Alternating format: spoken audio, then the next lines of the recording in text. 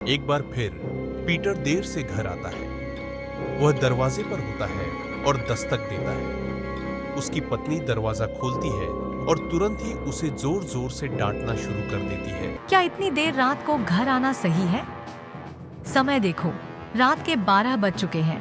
तुम्हें कोई शर्म है या नहीं? आखिर तुम इस मुर्दा घर की नौकरी क्यों नहीं छोड़ देते?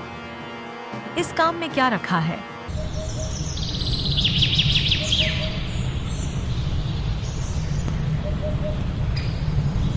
तुम मेरी बात क्यों नहीं सुनते? क्यों नहीं इस मुर्दा घर में काम करना छोड़ देते? दुनिया में और भी बहुत से काम हैं। बार बार ऐसी बात क्यों कर रही हो? मैंने तुम्हें पहले भी कितनी बार कहा है कि मैं नहीं छोड़ सकता ये काम। मुर्दा घर की चौकीदारी मुझे करनी ही पड़ेगी। अब तो ये काम मेरे मरने के बाद ही छूटेगा। तुम समझ क्यों नहीं रही?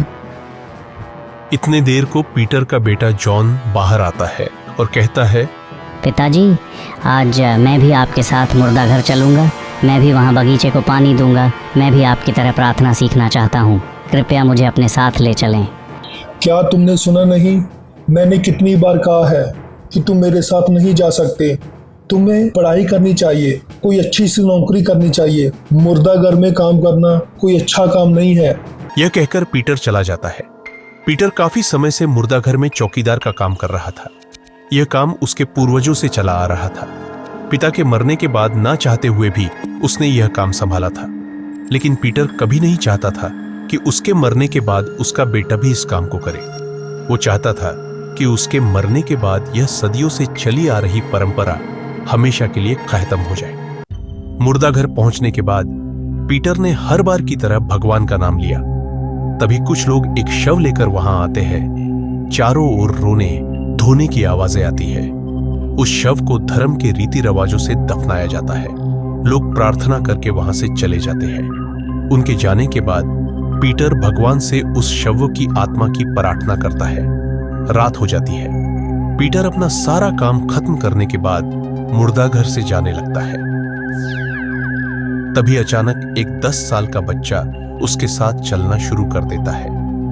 पीटर को पहले तो समझ में नहीं आता कि कोई उसके साथ चल रहा है, लेकिन फिर वह रुकता है। वह छोटा बच्चा उसके सामने आता है और कहता है, अंकल, मेरा नाम थॉमस है। मैं इस जंगल में सुबह से खो गया हूँ और मेरे माता पिता मुझे नहीं मिल रहे हैं। वे बहुत परेशान हो रहे होंगे। कृपया मुझे मेरे पापा के पास छोड़ आइए। मुझे बहुत डर लग रहा है। पीटर पहले तो परेशान होता है, लेकिन फिर उसे अपने घर ले आता है। घर पहुंचने के बाद पीटर अपनी पत्नी को सारी बात बताता है। फिर पीटर का बेटा जॉन उस लड़के से बात करने लगता है। जॉन उससे पूछता है, तुम्हारा नाम क्या है और तुम कहाँ से आए हो? मेरा नाम थॉमस है और मैं अपने माता पिता से बिछड़ गया हूँ। वो दोनों आपस में बहुत बातें करना शुरू कर देते हैं। इतने में बाहर काफी अंधेरा हो जाता है। रात का तीसरा पहर शुरू हो जाता है। हल्की हल्की बारिश आ रही होती है। तभी जॉन की आंख खुलते हैं और उसे रोने की आवाजें आती हैं। जॉन बाहर जाता है और वह देखता है कि थॉमस जोर जोर से रो रहा होता है। जॉन थॉमस को पूछता है कि तुम क्यों रो रहे हो? क्या हुआ? क्या तुम ठीक हो? मुझे अपने घर की बहुत याद आ रही है। मैं अपने घर जाना चाहता हूँ। क्या तुम मुझे मेरे घर छोड़ सकते हो? लेकिन इतनी रात हो गई है, बाहर बहुत अंधेरा है और पिताजी मुझे जाने नहीं देंगे। कोई बात नहीं, मैं तुम्हारे साथ हूँ और तुम्हारे पिता अभी सो रहे होंगे। उन्हें नहीं पता चलेगा। मेरा घर पास में है। मुझे छोड़कर तुम वापस आ जाना। यह कहकर दोनों घर से निकल जाते हैं। कुछ समय बाद वे दोनों मुर्दा घर पहुंचते हैं। जॉन को कुछ महसूस होता है और वह रुक जाता है। थॉमस, तुम मुझे यहाँ क्यों लेकर आए? ये तो मुर्दा घर है।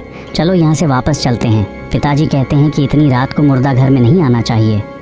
तभी थॉमस हंसने लगता है और एक कब्र की ओर इशारा करते हुए कहता है, ये मेरा घर है। उस कब्र पर थॉमस का नाम और उसके जन्म मृत्यु की तारीख लिखी होती है।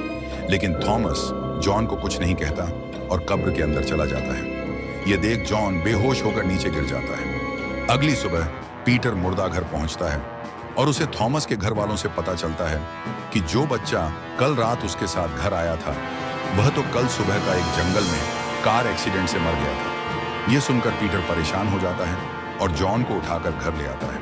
जब जॉन को होश आती है तो वह अपने पिता को सारी बातें बता देता है।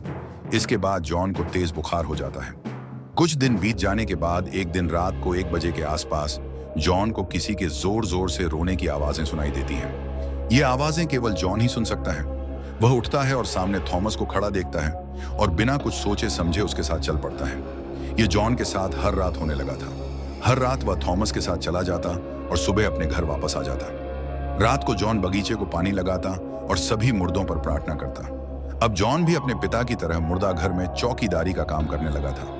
पर जल्दी ही जॉन के पिता को पता चल गया कि वह हर रात मुर्दा घर जाता है और सुबह होते ही वापस आ जाता है। जॉन को बहुत पछतावा हुआ कि उसका बेटा भी इस शराब की लपेट में आ गया है। जल्दी ही अब पीटर के ना कहने पर भी उसकी पत्नी को भी पता चल गया था कि जॉन उसके बार बार मना करने के बाद भी मुर्दा घर का काम क्यों नहीं छोड़ रहा था। उसे यह भी समझ आ गया था कि उनके पूर्वजों पर एक श्राप है कि घर के एक पुरुष को उस कब्र की देखभाल करनी ही पड़ेगी। इस घटना के कुछ महीने बाद पीटर की मौत हो जाती है। अब जॉन पूरी तरह से मुर्दा घर की चौकीदारी करने लगा।